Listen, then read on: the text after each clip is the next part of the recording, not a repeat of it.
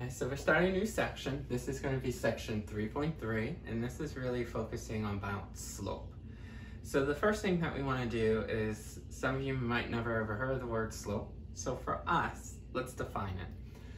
We're going to define it as slope just describes how a line slants when you read it going from left to right.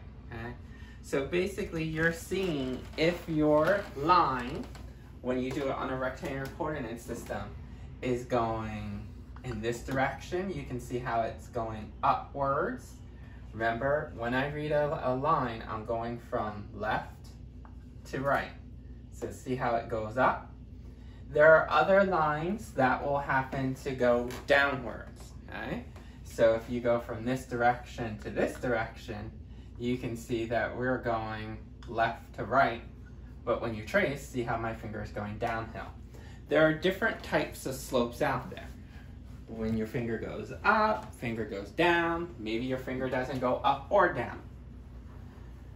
For us, once we know that slope describes how a line slants, for us, we're dealing with linear equations. So we're not dealing with curves or circles. So we're gonna have slope as just a number, no variable. So it'd be like m equals. M is used as shorthand for slope.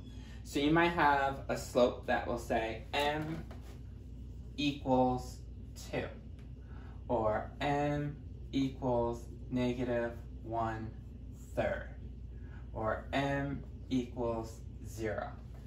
Notice they don't have a variable.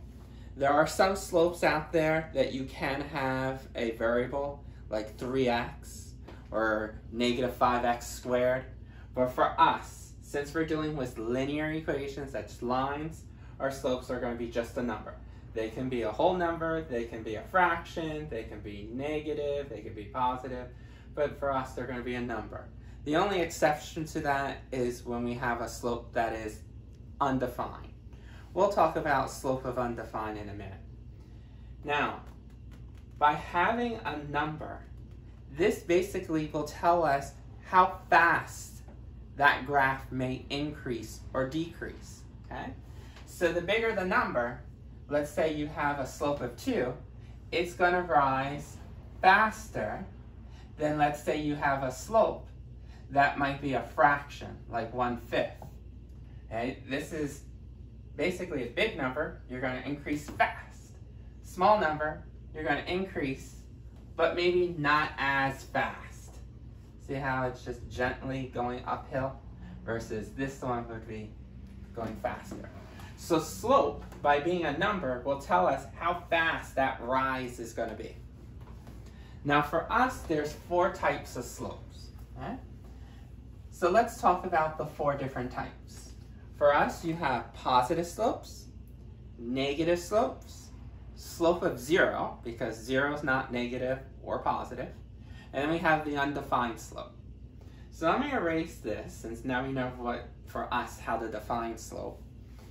Let me give you the 4 pictures of slopes. That way we can be very visual to see what slopes will look like. So let's talk about what a positive slope looks like. This would be when your number is a positive number, okay? Like positive 2, for example. Okay? When you have a positive slope, your graph will be increasing. Basically, when you read the graph going from left to right, see how your finger goes uphill? Increasing slope. So we would say positive slope. Notice the line is increasing. Now we always make sure that you know it's going from left to right, because some people say, well, if I go right to left, I'm going downhill. Remember, we described slope as going from left to right. Okay? The next type of slope is when you have negative slope.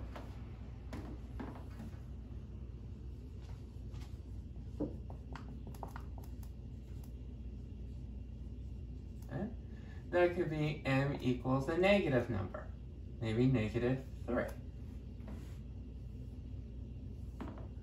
When you read the graph going from, again, left to right, notice this one is going downhill.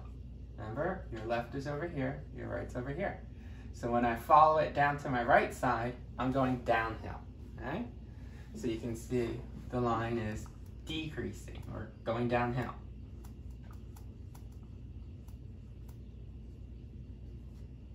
Oops, ran out of space. You might say downhill. Okay.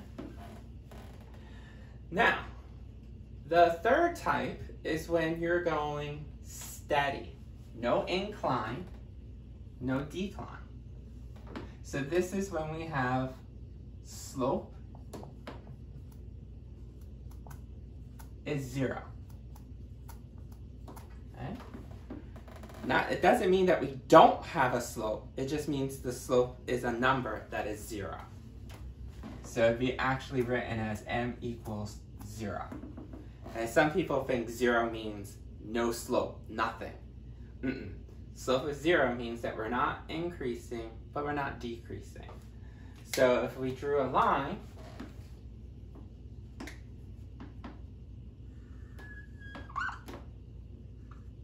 let me make this black line a little straighter.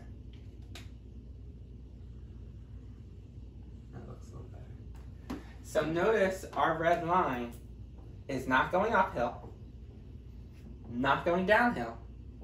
It's just steady. No increase, no decrease. So this is like walking uphill. This is like sliding downhill. This is just walking a flat, sidewalk. Again, left to right. Okay. So let's talk about our final one. This is when slope is what we call undefined.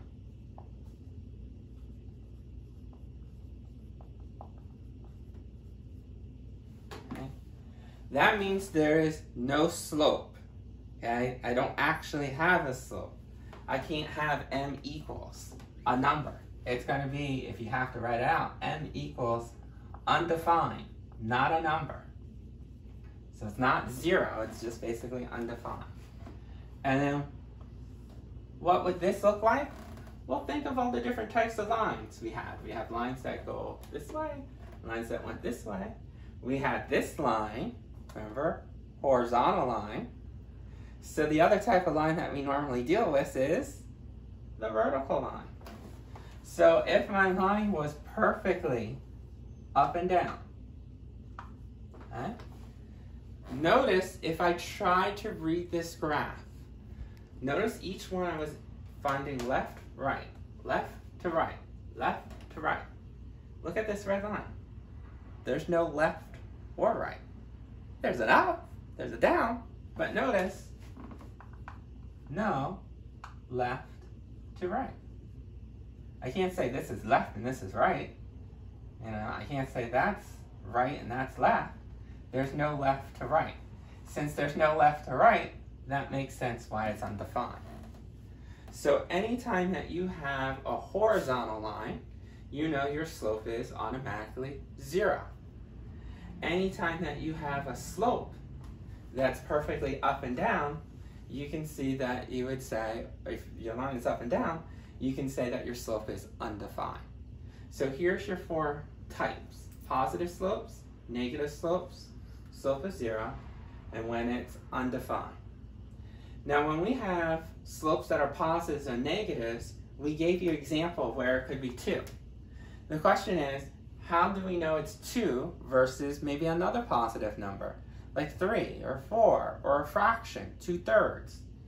We're going to talk about how to calculate slope in our next video.